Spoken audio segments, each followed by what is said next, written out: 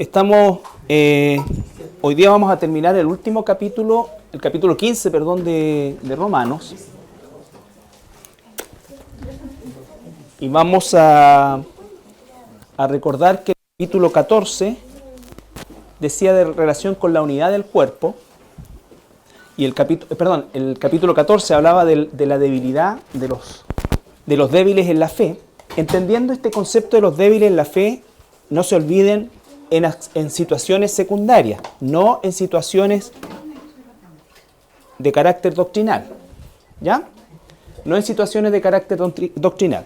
Por eso es que es importante recordar que todo el capítulo 14 y la primera parte del capítulo 15, el apóstol Pablo lo utiliza para establecer justamente este concepto de que nosotros podamos tener entre nosotros un buen trato, ¿ya? Un trato cordial, un trato amoroso, independiente de si nosotros tenemos un conocimiento profundo o no de nuestro hermano o de nuestra hermana. Situación que es muy probable que sea así. Nosotros en un número de 300 personas ya estamos diciendo que es muy poco lo que podemos tener de cercanía desde el punto de vista de poder conocernos más profundamente. Ahora, siempre se hacen intentos, el paseo, todo esto, pero ustedes saben que resulta siempre bastante imposible que se logre eso, que además es una situación que no es una meta, no es una meta. El tema es que nosotros sepamos, como hermanos, tener siempre esa actitud de bondad hacia el otro, entendiendo que cuando en el versículo 2, ¿no es cierto?, de Romanos 15:2 dice: cada uno de nosotros agrade a su prójimo en lo que es bueno para edificación. Este agradar en lo que es bueno para edificación nunca es ceder en lo doctrinal.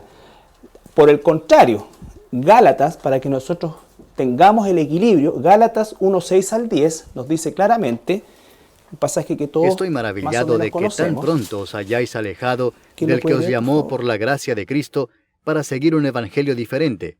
No que haya otro, sino que hay algunos que os perturban y quieren pervertir el evangelio de Cristo. Fíjense, el propósito es siempre perturbar. Estamos hablando de los débiles en la fe, ¿no es cierto? Perturbar a los hermanos más débiles probablemente, ¿no es cierto?, con situaciones que son de carácter secundaria y que se tratan de imponer como doctrinales. Mas si aún nosotros, o un ángel del cielo, os anunciare otro evangelio diferente del que os hemos anunciado, sea anatema. Como antes hemos dicho, también ahora lo repito, si alguno os predica diferente evangelio del que habéis recibido, sea anatema. Pues, ¿busco ahora el favor de los hombres o el de Dios? ¿O trato de agradar a los hombres? Pues si todavía agradara a los hombres, no sería siervo de Cristo. ¿Está claro? Porque dice Romanos, ese es el equilibrio. Romanos 15:2 dice que debemos agradar en todo lo que sea para edificación de los hermanos. Y alguien pudiese pensar que este concepto agradar se toma en términos general de hacer lo que sea con tal de que el otro se sienta bien. No importa si a lo mejor a ti te gusta, tú eres católico, ¿no es cierto? Y es otra manera de ver la fe, es otra manera de esto. Esa es como la parte gruesa, pero también pueden haber situaciones en la parte no tan gruesa, no tan gruesa. Muchas veces se dice que nosotros debemos aceptar tal o cual cosa, y quizás lo hemos hecho por mucho tiempo, y la verdad es que bíblicamente a lo mejor estamos cometiendo un error, y al cometer ese error de permisividad, hemos dejado que movimientos que son francamente heréticos se desarrollen en el tiempo por esta pseudo instancia de decir que algo es secundario. Me explico. La Biblia dice claramente, por ejemplo, el término, lo hemos revisado una y otra vez, el término del apóstol, ¿cierto? Cuando tú tienes movimientos que aseveran doctrinalmente y al nivel de la doctrina de Cristo, que hoy día hay apóstoles igual que los 12 apóstoles de Jesucristo, entonces ahí no estamos frente a una situación secundaria. Aunque se llamen hermanos, es una situación doctrinal. Y ya lo hemos explicado muchas veces. Entonces yo pongo, ¿no es cierto?, en duda efectivamente la veracidad de el mensaje, porque cuando dicen no hay otro evangelio, no se está refiriendo solamente al hecho del mensaje de salvación. Todas esas iglesias hablan de Jesús. El tema cuando habla de evangelio el apóstol Pablo es como la suma de toda tu palabra, es la verdad. Entonces, importante eso, porque eso no es una situación secundaria. Cuando un movimiento, que es muy grande, por ejemplo, como el movimiento adventista, establece que como parte de la doctrina hay que guardar el sábado obligatoriamente, entonces eso tampoco. ¿Por qué? Porque esto es estar bajo la ley, nosotros estamos bajo Cristo. No es que la ley se haya anulado, sino que Jesús lo cumplió. Ahora, nuestro reposo no es un día, es Jesús. Hemos entrado en el reposo de Jesús. Está bien si lo quieres hacer por tradición, por lo que sea, o porque te crees judío, o que no sé, por tu tatarabuelo era judío y quieres conservar, ya está bien, pero esto, imponerlo como una doctrina obligatoria, además, sumarlo al hecho de que alguien no es cristiano por esto, no es así. Por lo demás, lo he dicho yo hasta el cansancio, el día sábado no es la palabra es Shabbat, que significa reposo, y era el séptimo día judío. Nosotros no podemos decir el día sábado porque el día sábado de partida es Saturno. Lunes, Dios la luna, Marte, Mercurio, Júpiter, Venus, Saturno. Nosotros tenemos nombres de ídolos en nuestros días. Lo que dice es el séptimo día. Ahora, cuando la iglesia comenzó, la iglesia tomó por conducta, no por doctrina, por conducta, celebrar el primer día de la semana, a razón de la resurrección de Jesucristo. Y el primer día de la semana, en el caso nuestro, equivale al domingo. Y esa es la razón por la cual nosotros nos congregamos corporativamente el día domingo. Pero nuestro reposo no es un día, ¿ya? Es la persona de Jesucristo. Hemos entrado en el reposo de Dios. Por lo tanto, esos son aspectos que nosotros, por eso estamos hilando mucho más fino quizás de lo que habitualmente nosotros hilamos. Estamos acostumbrados, que de hecho incluso algunos no lo hacen así, es tan espantoso que muchos no lo hacen así y no tienen problemas en aceptar la herejía romana y considerarlo otra forma de cristianismo. Pero la verdad de las cosas es que cuando nosotros estamos pensando verdaderamente en lo que dice Gálatas, tenemos que pensar que la situación es mucho más profunda de la que nosotros creemos, ¿ya? De lo que nosotros creemos. Por eso el cristianismo bíblico debe sujetarse específicamente a la doctrina bíblica. Por cierto, que guardar el Shabbat está en la Biblia, pero por otro lado está también cómo es que Jesús no lo borra, lo absorbe, lo cumple. Y entonces nosotros hoy día, todos los días de la semana, tenemos reposo en el Señor. Y el día que tenemos es un día para congregar. La iglesia se reunía corporativamente el primer día de la semana. Ahora, si la iglesia quisiera reunirse el día martes, miércoles, jueves o cualquier otro día, no hay problema. Porque nosotros no estamos sujetos a un día. El mismo apóstol dice, ¿no es cierto?, que nadie te juzgue por comida, por días, por esto, por esto. ¿Ya? Entonces, ¿cómo es que puedes tener un movimiento de tal magnitud que establezca estos aspectos? Que prohíba comer cerdo, ¿no es cierto?, pero que no se circuncidan. Entonces, tienes una mezcla de cosas que toma algunos y deja otras. La señal del pacto no era ni el Shabbat ni el no comer cosas. La señal del pacto abrámico, que es al que aducen, es la circuncisión. Y no lo hacen. Entonces, cuidado con eso, porque algunos dicen son nuestros primos, son estos. Yo no sé qué es lo que son, pero hay errores doctrinales severos, ¿no es cierto?, sobre los cuales está establecido esto, y eso, en definitiva, no es tolerable, no es negociable. ¿Estamos? Por otro lado, dice Efesios 4, 2 al 6. Entonces, no agradamos tratando de torcer la doctrina o aceptar cosas que no están en la Escritura, o que si están en la Escritura están torcidas, con lo que dice Gálatas, y sin embargo, dice Efesios 4, 2 al 6, con toda humildad y mansedumbre, soportándoos con paciencia los unos a los otros en amor, solícitos en guardar la unidad del Espíritu en el vínculo de la paz, un cuerpo y un espíritu, como fuisteis también llamados en una misma esperanza de vuestra vocación, un Señor, una fe, un bautismo, un Dios y Padre de todos, el cual es sobre todos, y por todos, y en todos. ¿Estamos? Entonces dice palabras bien importantes. Yo, pues preso en el Señor, os ruego que andéis como es digno la vocación con que fuiste llamado. ¿Cierto? Hay una vocación. Recuerden ustedes que existe la forma vocacional cuando dicen, oh, esta persona tiene una vocación para esto. ¿Qué significa cuando una persona tiene una vocación para eso? ¿Cómo? Claro, ¿no es cierto? Que se identifica con eso, es como que le sale natural. Bueno, nuestra vocación a la que fuimos llamados, no, lea lo que sigue. Claro, esa es la vocación a la que nos llamaron. Si evangelizar es fácil, soportarnos requiere aspecto sobrenatural. Por eso es que nosotros tenemos que entender que todo lo que el Señor habla tiene que ver en relación a nosotros, más que con lo que hacemos, o lo que hacemos debe ser el resultado de lo que somos. La vocación a la que fuimos llamados es una vocación de amor sacrificial, de soportarnos 25, 50 años con todas nuestras mañas y tonteras, ¿no es cierto? Siendo hermanos y llegando juntos a la meta final, que es el cielo, donde gracias a Dios, el cuerpo glorificado, ya no hay problema, ni nada. ¿Ya? Pero en el intertanto tenemos que soportar. Ustedes me soportan a mí, yo lo soporto a ustedes, nos soportamos todos a nosotros, y así nos la llevamos. ¿No es cierto? Pero el que no le gusta y cree que esta cuestión de especie de club deportivo o de sindicato social o de club social donde estamos por afinidad, se equivocó de lugar. Aquí la única afinidad que tenemos es la más grande, la sobrenatural, que es ser hijos de Dios. Y estamos llamados a amarnos sacrificialmente. Cuando se habla del amor de Dios, siempre es un amor sacrificial. En esto, dice el libro de Romanos, consiste el amor.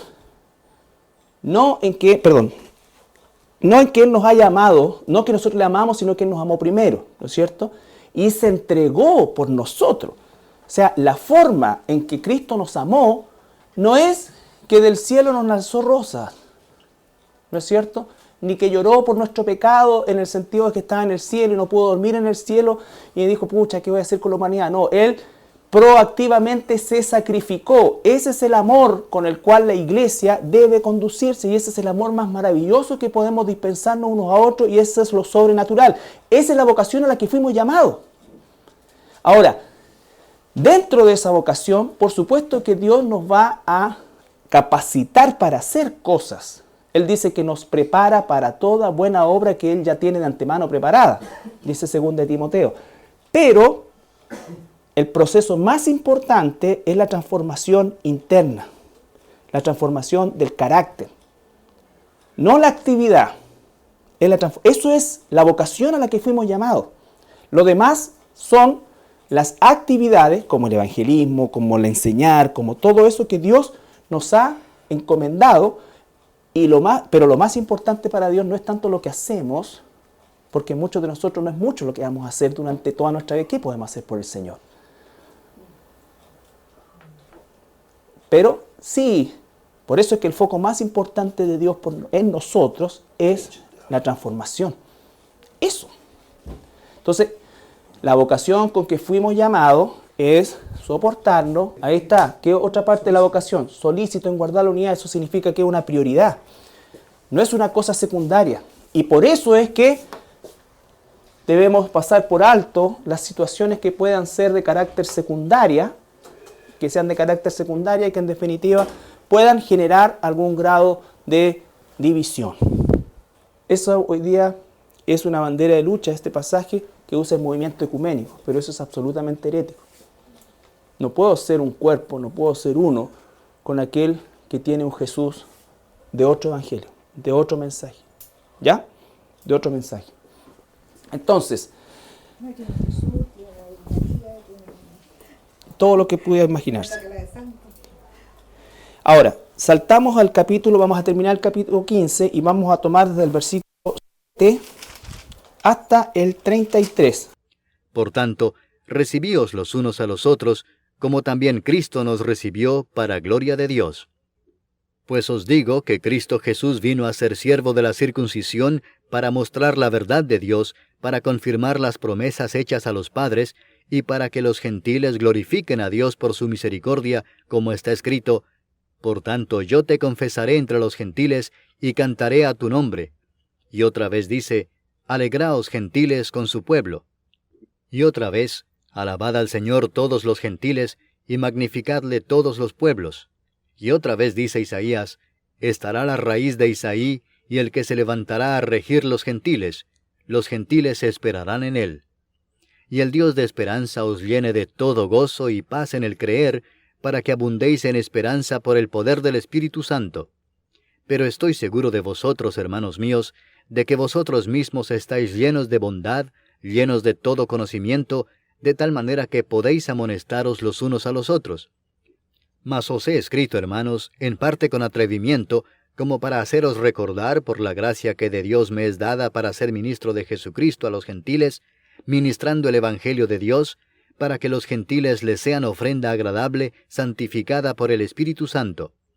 Tengo pues de qué gloriarme en Cristo Jesús en lo que a Dios se refiere, porque no osaría hablar sino de lo que Cristo ha hecho por medio de mí para la obediencia de los gentiles, con la palabra y con las obras, con potencia de señales y prodigios en el poder del Espíritu de Dios, de manera que desde Jerusalén y por los alrededores hasta Ilírico, todo lo he llenado del Evangelio de Cristo. Y de esta manera me esforcé a predicar el Evangelio, no donde Cristo ya hubiese sido nombrado, para no edificar sobre fundamento ajeno, sino, como está escrito: aquellos a quienes nunca les fue anunciado acerca de él, verán, y los que nunca han oído de él, entenderán. Por esta causa me he visto impedido muchas veces de ir a vosotros. Pero ahora, no teniendo más campo en estas regiones, y deseando desde hace muchos años ir a vosotros, cuando vaya a España, iré a vosotros, porque espero veros al pasar, y ser encaminado allá por vosotros, una vez que haya gozado con vosotros. Mas ahora voy a Jerusalén para ministrar a los santos. Porque Macedonia y Acaya tuvieron a bien hacer una ofrenda para los pobres que hay entre los santos que están en Jerusalén. Pues les pareció bueno, y son deudores a ellos, porque si los gentiles han sido hechos participantes de sus bienes espirituales, deben también ellos ministrarles de los materiales. Así que, cuando haya concluido esto, y les haya entregado este fruto, pasaré entre vosotros rumbo a España. Y sé que cuando vaya a vosotros, llegaré con abundancia de la bendición del Evangelio de Cristo. Pero os ruego, hermanos, por nuestro Señor Jesucristo, y por el amor del Espíritu, que me ayudéis orando por mí a Dios, para que sea librado de los rebeldes que están en Judea, y que la ofrenda de mi servicio a los santos en Jerusalén sea acepta, para que con gozo llegue a vosotros por la voluntad de Dios, y que sea recreado juntamente con vosotros. Y el Dios de paz sea con todos vosotros.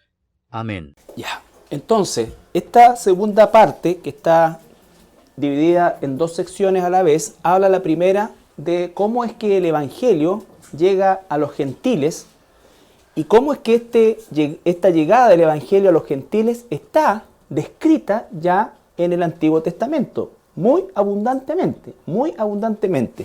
Entonces, lo importante de esto es entender, u observar, mejor dicho, cómo es que Dios hace de maneras tan increíbles, tomando a el más avanzado de los fariseos, el más perseguidor de la iglesia, lo toma no solamente para predicar el Evangelio, sino que además llevárselo a los gentiles, que entendiendo nosotros un poquito la mente del judío ortodoxo, no del judío del ciudadano común. El judío ortodoxo es sumamente celoso y peyorativo con cualquiera que no lo sea, incluso con los propios judíos. El judío ortodoxo no mira con muy buenos ojos al judío no religioso. Con mayor razón hay un cierto desprecio hacia la persona que no es judía, en todo sentido, y que usan la palabra gentil, que viene de la palabra goin, que significa gentil o gente, ¿ya? Siempre cuando en la Biblia se habla judíos y gentiles, el concepto gentiles implica cualquier otra persona de cualquier otra nacionalidad, ¿ya? Sin embargo, Dios muestra gente y bien abundantemente en todo el Antiguo Testamento que este evangelio no era exclusividad de los judíos. La exclusividad de los judíos constituía ¿en qué cosa? En el hecho de haber sido tomados, en el hecho de haber sido elegidos por Dios, en el hecho de haber sido los depositarios de la Biblia, en el hecho de que a través de ellos vendría el Mesías, pero no era el mensaje de Dios, por así decirlo, algo exclusivo para ellos, ¿ya? Y lo dice claramente en la Escritura. Ahora, los profetas del Antiguo Testamento, como por ejemplo, vamos a leer Amós del 9, 11 y 12. El profeta del Antiguo Testamento, obviamente que para él era un misterio cómo esto iba a ocurrir. La iglesia era un misterio. ¿Cómo es que judíos y gentiles iban a estar adorando al mismo Dios? En su mente estaba, este Dios, Yahvé, es el Dios de Israel. Eso es lo que decían. Y efectivamente, el Dios de Israel, pero no solo de Israel. ¿Ya? Eso es lo que ellos no entendían. Por eso es que ellos hablaban y para ellos esto era un misterio. La iglesia es el misterio que se devela en el Nuevo Testamento, de cómo es que judíos y gentiles iban a ser un solo pueblo. Dice Amós 9, 11 y 12. En aquel día yo levantaré el tabernáculo caído de David, y cerraré sus portillos, y levantaré sus ruinas, y lo edificaré como en el tiempo pasado, para que aquellos sobre los cuales es invocado mi nombre posean el resto de Edom y a todas las naciones, dice Jehová que hace esto. Entonces él Pensaba esto, pero en su mente decía todas las naciones, todos los goyim, todos los que no son judíos también, son parte de esto. Deuteronomio 32, 43, más atrás. Ese es un pasaje de Amós que habla del milenio, ¿no es cierto? Ellos no tenían ni idea de milenio, ni siquiera los escritores del Nuevo Testamento tampoco. Porque ¿quién habló del milenio? Juan, el último. Ya estaban todos en la presencia del Señor cuando se establece, ¿no es cierto?, la doctrina del milenio. Por lo tanto, incluso para Pablo era desconocido este concepto. Alabad naciones a su pueblo, porque él vengará la sangre de sus siervos, y tomará venganza de sus enemigos, y hará expiación por la tierra de su pueblo. La expiación para la tierra. Entonces, vamos a revisar estos que son algunos de los muchos pasajes de los cuales los fariseos tenían conocimiento, pero tenían un velo. ¿Ya? Ellos rechazaron a Jesús, rechazaron que el mensaje, que Jesús como profeta y como Mesías, fuera para todos, y no solamente para los judíos. Y nos vamos más atrás, en Génesis capítulo 12, versículo 3, cuando Dios llama a Abraham, y recuerden, cuando Dios llama a Abraham, Israel no existía. Abraham era un semita, y va a establecer el pacto abrámico con descendencia que vendría a través de su hijo y finalmente de su nieto, donde se formaría la nación de Israel. Génesis 12:3. Bendeciré a los que te bendijeren, y a los que te maldijeren maldeciré, y serán benditas en ti todas las familias de la tierra. Serán benditas en ti, dice, todas las naciones de la tierra. Serán benditas en ti todas las naciones de la tierra. Todavía no nacía Israel. Y estaba también dentro de eso, pero no era solo ellos, toda la nación de la tierra. Entonces son conceptos que inmediatamente Abraham tampoco podía mucho entender esto. Primero porque su condición de su mujer estéril, su edad y todo esto, y esta promesa es antes que nazca Isaac, 25 años antes que nazca Isaac. Entonces le está dando una promesa increíble que tiene un alcance no solamente familiar, podríamos decir en el caso de Abraham, sino que un alcance mundial. Con mayor razón cuando viene la promesa a los patriarcas. ¿Cuál fue la promesa que Dios le dio a los patriarcas? Primero, que Israel sería siempre su pueblo, pero que el mensaje de salvación era un mensaje universal, no un mensaje local. Isaías 11:10. Acontecerá en aquel tiempo que la raíz de Isaí, la cual estará puesta por pendón a los pueblos, será buscada por las gentes, y su habitación será gloriosa. Será buscada por las gentes, por los gentiles. Claro, a los pueblos, a los gentiles. Entonces, la raíz de Isaí es la línea davídica, ¿no es cierto? La línea del reinado davídico. Esa es la línea que se llama la línea de la realeza, bajo la cual vendría el Mesías.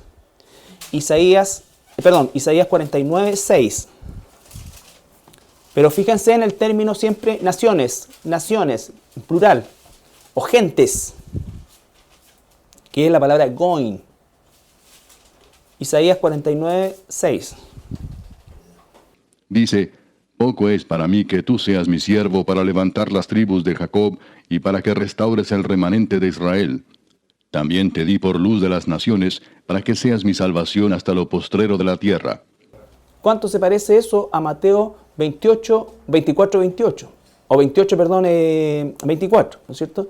Ahí está. También te di por luz a las naciones, pero le está hablando a Israel. Israel debía ser la luz de las naciones, así como la iglesia debe ser la luz del mundo, los cristianos. Siempre el plan de Dios era el mismo. ¿Ya? Israel debía ser luz de las naciones, hasta lo postrero de la tierra, ¿no es cierto? Claro. Isaías 52, 15. Así asombrará él a muchas naciones. Los reyes cerrarán ante él la boca, porque verán lo que nunca les fue contado, y entenderán lo que jamás habían oído. ¿A quién se está refiriendo eso? A Jesús, ¿no es cierto? Él va a estar, iba y estuvo, de hecho, delante de reyes y de todo esto, y llevó el mensaje a las naciones. Isaías 63. Y andarán las naciones a tu luz, y los reyes al resplandor de tu nacimiento. Andarán las naciones a tu luz, ¿no es cierto? Entonces está hablando de gentiles, no está hablando de Israel. Incluye a Israel, por supuesto, pero está hablando de los gentiles. Por lo tanto, el plan de Dios de salvación nunca dejó afuera a los gentiles. No es que el Antiguo Testamento era para los judíos y el Nuevo Testamento para los gentiles, no. Toda la Biblia es para todo aquel que Dios ha llamado. Y los judíos debían ser luz del mundo, debían ser, ¿no es cierto?, realmente ese faro a través del cual las naciones recibieran el mensaje también de salvación. Salmo 2:8. Pídeme y te daré por herencia a las naciones, y como posesión tuya los confines de la tierra. El reino mesiánico, el Mesías esperado por los israelitas, torcidamente ellos creían que venía por ellos solamente, pero la herencia de Jesús es todas las naciones, todas las naciones. 86:9. Todas las naciones que hiciste vendrán y adorarán delante de ti, Señor, y glorificarán tu nombre. Imagínate eso en la mente del profeta Isaías, ¿no es cierto? Es cómo él vivía en un tiempo donde todas las naciones, menos Israel, y algunas veces, y muchas veces en realidad, Israel caía en la idolatría, pero todas las naciones que rodeaban a Israel eran naciones idólatras. Él escribía esto, y ¿cómo es que esto pudiera llegar a suceder? Él lo veía imposible. David, ¿cómo es que ve esto él? A eso me refiero con la profecía del tiempo futuro. Los profetas no tenían idea cómo eso iba a suceder, no sabían. Porque son cosas, ¿cómo es que todas las naciones te van a adorar? ¿Cómo es que todas las naciones te van a adorar? Siguiente, Salmo 22, 27 y 28. Se acordarán y se volverán a Jehová todos los confines de la tierra, y todas las familias de las naciones adorarán delante de ti. Porque de Jehová es el reino, y él regirá las naciones. ¿Cuál es la constante de todos los pasajes que hemos leído? Todas las naciones, ¿cierto? Todas las naciones, los confines, hasta el último de la tierra, en fin. Entonces, estamos revisando pasajes de los muchos que hay que hablan justamente de que la salvación era un plan de Dios no solamente para la nación de Israel. Ahora, ¿cómo es que los israelitas llegaron a creer que eran solamente para ellos y a cerrarse a todo esto? Eso es algo también increíble, pero sucedió. Habacuc 2:14. Claro, lo que pasa es que, por ejemplo, Israel fue elegido. Eso es innegable y uno nunca puede, y siguen siendo pueblo de Dios. Aun cuando ellos no lo reconozcan, Dios no los ha desconocido, porque si Dios los hubiese desconocido ya no existirían.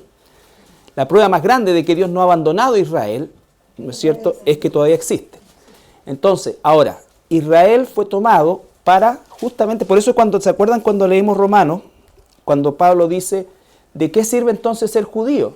Claro que sirve ser judío, porque a través de los judíos vino la ley, vino el Mesías, las promesas, todas las cosas. Ahora, ellos, para Dios poder, no poder en realidad, Dios creó un plan en el cual, por supuesto que Israel se iba a desviar todo, y esa desviación iba a provocar, ¿qué cosa? La inclusión de los gentiles. Pero la inclusión de los gentiles no era un plan del Nuevo Testamento, es un poco el mensaje que quiero que nos quede, sino que era la idea de Dios siempre, ¿ya? Desde un principio.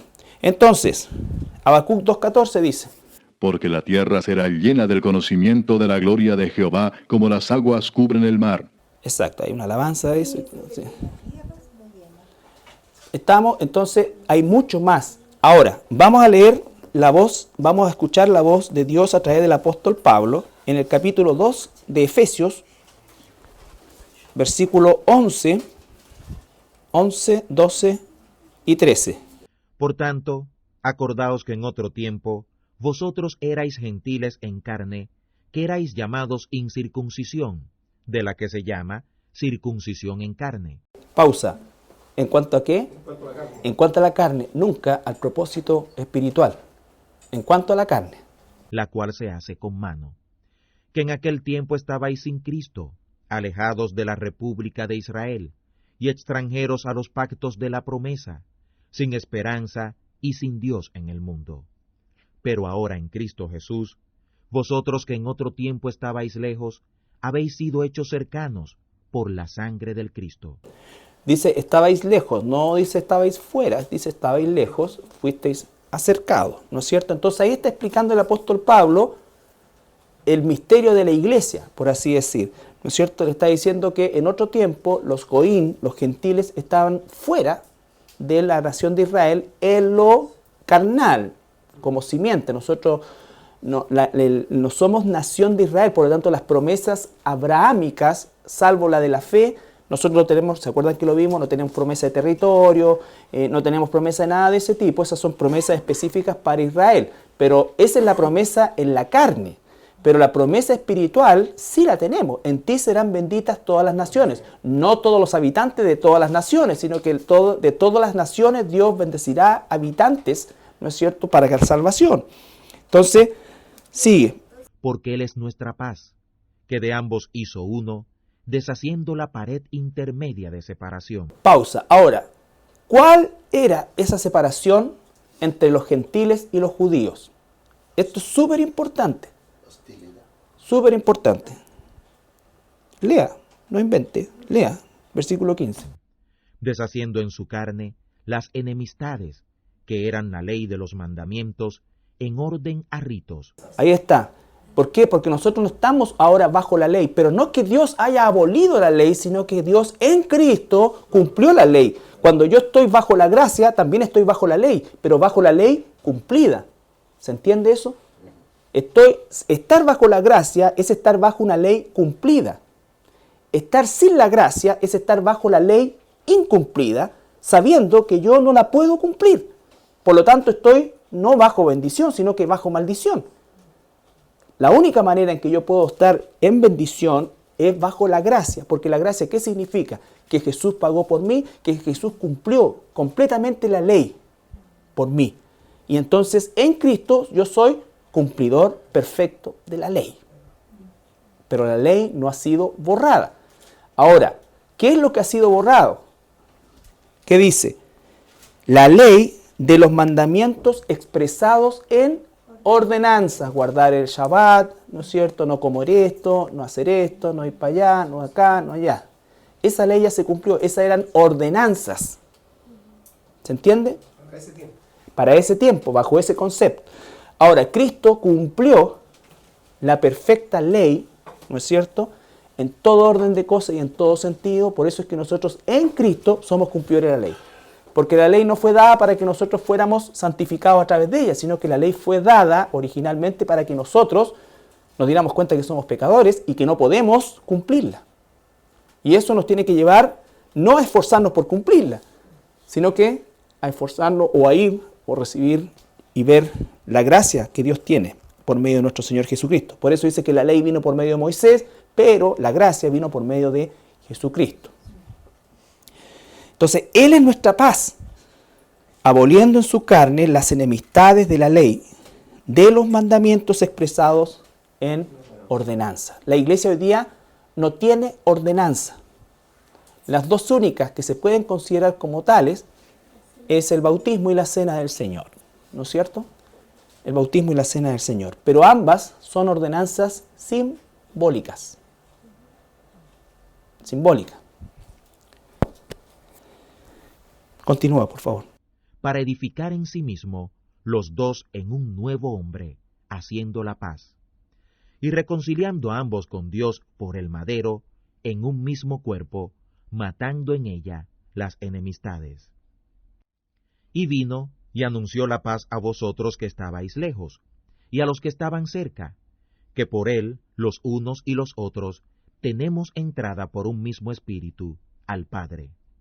Así que ya no sois extranjeros y advenedizos, sino juntamente ciudadanos con los santos y domésticos de Dios, sobreedificados sobre el fundamento de los apóstoles y de los profetas. Los apóstoles y los profetas tuvieron un ministerio de fundamento. Cuando se termina el fundamento, se acaba el ministerio. No hay más profetas, no hay más apóstoles. Ahora todos nosotros hablamos la palabra de Dios y eso sí se puede decir, profetizamos, pero no profetizamos en el sentido de un cimiento ni de una nueva revelación, sino que hablamos lo que ya está escrito. Recuerde que la palabra profeta significa genéricamente hablar hacia afuera, nada más. Siendo la principal piedra del ángulo, Jesús, el Cristo, en el cual, compaginado todo el edificio, va creciendo para ser un templo santo en el Señor, en el cual vosotros también sois juntamente edificados por morada de Dios en el Espíritu. Ahí está, ¿no es cierto? Entonces, todo eso explica explica profundamente el misterio que se revela por medio del apóstol Pablo de aquello que los profetas escribieron, inspirados también por el Espíritu Santo, que era la inclusión desde siempre o desde el comienzo de los gentiles dentro de la salvación y del plan de salvación de Dios para la humanidad. ¿Ya? Y entonces, esa situación es fundamental considerarla. ¿Por qué? Porque hoy día, si un judío se convierte, es parte del cuerpo de Cristo en esta dispensación, que es la iglesia. ¿No es cierto? Es la iglesia. Por lo tanto, el concepto es tal como fue en el Nuevo Testamento. En el Nuevo Testamento la iglesia comenzó, los primeros 100 años, era mayoritariamente judía. Ahí se cumplía perfectamente lo que está diciendo acá. Se derribó la pared, ¿no es cierto? Los gentiles, cuando Pedro dice, también a los gentiles, en el libro de los Hechos, ha sido revelado el Evangelio. Ahora me doy cuenta que también los gentiles son parte de esto. El Espíritu Santo le estaba trayendo a la memoria todo esto que era la enseñanza que Jesús les dio durante esos 3 años. Porque recuerden que Jesús usó ¿qué cosa para enseñarle a los discípulos? El Antiguo Testamento. El Antiguo Testamento. El Nuevo Testamento no estaba escrito. Jesús durante esos 3 años de ministerio y de enseñanza a sus apóstoles les enseñó esto. Por eso recuerden en el libro de los Hechos, cuando en el capítulo 2 el apóstol Pedro hace su primera predicación, usa por lo menos 10 citas del Antiguo Testamento. Cuando Esteban hace su defensa en más de 50 versículos, ¿no es cierto? Lo hace en el capítulo 8. Lo hace usando completamente el Antiguo Testamento. Ahora se completaba el hecho de que el Espíritu Santo les enseñaría todo o les revelaría todo lo que ellos aprendieron de Jesús. Todo lo que ellos aprendieron de Jesús y lo entendían perfectamente y lo podían enseñar y predicar. ¿Ya? Entonces, la importancia de este capítulo 15 en esta parte es el hecho, ¿no es cierto?, de que efectivamente el apóstol Pablo nos demuestra que la salvación era un plan para todas las naciones, para todas las naciones. Dice el versículo 19, mira. Guillermo. Así que ya no sois extranjeros ni advenedizos, sino conciudadanos de los santos y miembros de la familia de Dios. No dice miembro de Israel. No, de la familia de Dios. ¿No es cierto? Le está hablando a los gentiles, le está diciendo ustedes antes estaban lejos, ahora se han acercado, antes no, estaban sin Dios, ahora están con Dios, ahora ya no están, se derribó la pared de los mandamientos, de las ordenanzas, En Cristo está la ley cumplida, no está abolida, está cumplida, ¿no es cierto? Porque a veces los cristianos solemos decir, nosotros no estamos bajo la ley. Nosotros no estamos bajo la ley antigua, el concepto de la ley del Antiguo Testamento, como ordenanza, pero estamos bajo la ley de la gracia, que para que pueda ser gracia tiene que haberse cumplido la ley, porque la gracia no es tolerancia, la gracia es justamente que Dios satisface su justicia en la persona de Jesucristo y nos imputa gratuitamente eso. Eso que dice, ¿se refiere a eso? ¿No se moverá ni una jota ni una tilde? Claro.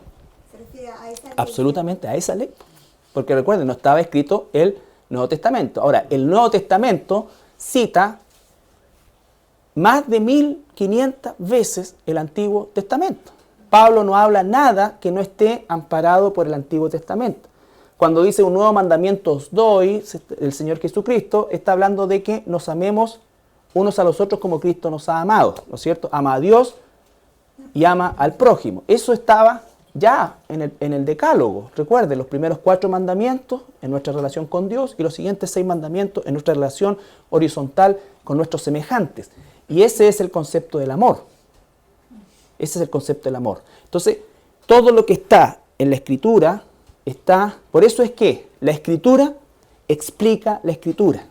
La Escritura no es de interpretación privada. ¿Qué significa eso? Que yo no puedo comenzar a divagar en qué pudiera ser esto. La Biblia dice claramente qué es lo que es. Y cuando no es tan clara a nuestros ojos, nosotros nos debemos quedar con la afirmación de Dios. Dios no tiene confusiones. Por eso es que no hay áreas grises. Hay áreas que no están completamente explicadas. ¿Pero por qué se transforman en áreas grises? Porque nosotros tratamos de sacar conclusiones que la Biblia no nos dice. Cuando tú, por ejemplo, tienes un movimiento o personas que se llaman cristianas y no creen en el rapto, no creen en el milenio, ¿cómo es eso? Si la Biblia lo dice textual. ¿Cómo entonces empiezan a alegorizar y a dar interpretaciones privadas a algo que está claro ahí? 1000 años en los cuales el Señor Jesucristo va a reinar desde Israel, Satanás va a ser atado por 1000 años, el anticristo y el falso profeta se van a ir tiro al lago de fuego y al final de esos 1000 años va a soltarse otra vez a Satanás, va a haber otra rebelión y después de eso la tierra va a ser destruida. El milenio es un periodo en el cual Dios restaura el planeta, no lo hace nuevo, lo restaura. Cuando Isaías dice cielos nuevos y tierra nueva, se está refiriendo al futuro. La restauración del planeta es para cumplir el 7º milenio, que es el periodo del descanso. Apocalipsis habla 7 copas, 7 trompetas, 7 esto, 7, 7, 7, 7, 7. ¿Por qué? Porque la palabra 7 significa lo perfecto, y lo perfecto significa algo que está completamente terminado, algo que no hay nada más que hacer. ¿Ya? Por eso es que al 7º día, Dios dice en la creación, descansó. El 7º milenio es de reposo para la tierra. Dios va a cumplir su plan. El paraíso que perdió Adán se va a restaurar en el milenio. Se va a restaurar en el milenio. Pero la carne que cayó en el Edén nunca más se va a recuperar. Por eso es que tenemos que tener cuerpos glorificados. ¿Ya? Entonces, dice el versículo 19, no sois extranjeros ni advenedizos, sino conciudadanos de los santos y miembros de la familia de Dios. Esa es la situación. ¿Ya? La próxima semana vamos a terminar el libro de Romanos, tomando el capítulo, la segunda parte o la tercera parte del capítulo 15, que es desde el versículo 22 al 33, que habla más bien del deseo de Pablo de ir a Roma y cómo es que aquí concurren 2 cosas maravillosas. El hombre o el siervo que Dios usó, pero grandemente para enseñarnos todo lo relacionado con la soberanía de Dios, donde está la elección, donde está la predestinación, ¿no es cierto? Que son temas que nosotros no entendemos en su totalidad, pero está de tapa a tapa en la Escritura, ¿no es cierto?, enseñado que Dios es soberano para elegir según Él quiera. Él tiene propósitos. Pero ese mismo hombre que nos enseña a lo largo del Nuevo Testamento acerca de la elección, es el mismo que se esfuerza gigantescamente por predicar el Evangelio.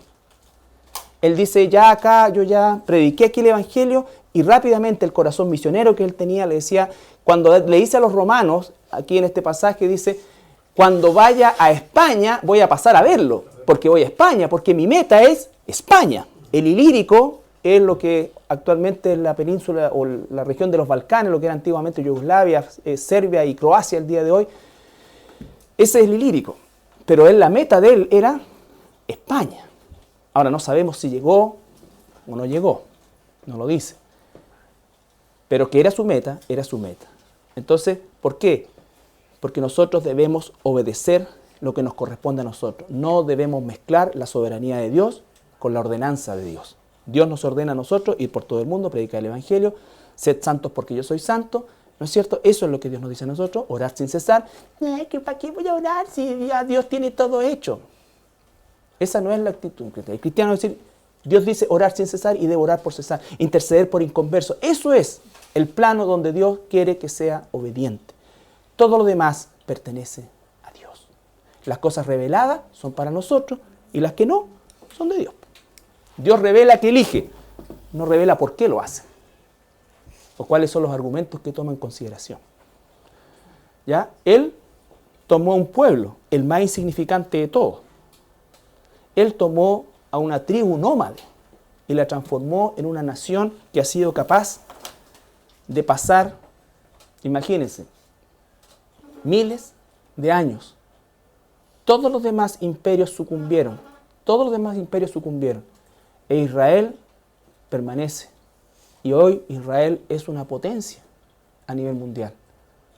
Israel no ha reconocido a su Mesías, pero Dios no ha desconocido a su nación, a su pueblo. ¿Ya? Por eso es que es tan importante la oración que hacemos nosotros también, que haya misioneros que vayan a Israel, que haya gente que pueda con un corazón de amor, amar a esa nación que es hoy día, hoy por hoy probablemente la nación o una de las naciones más cerradas al Evangelio, en el sentido de que hay una ortodoxia dominante que impide eso. Pero cuando tú hablas con la gente común tiene hambre de Dios, tiene hambre de Dios. Entonces, esa es una situación que nosotros también tenemos que considerar. Bien.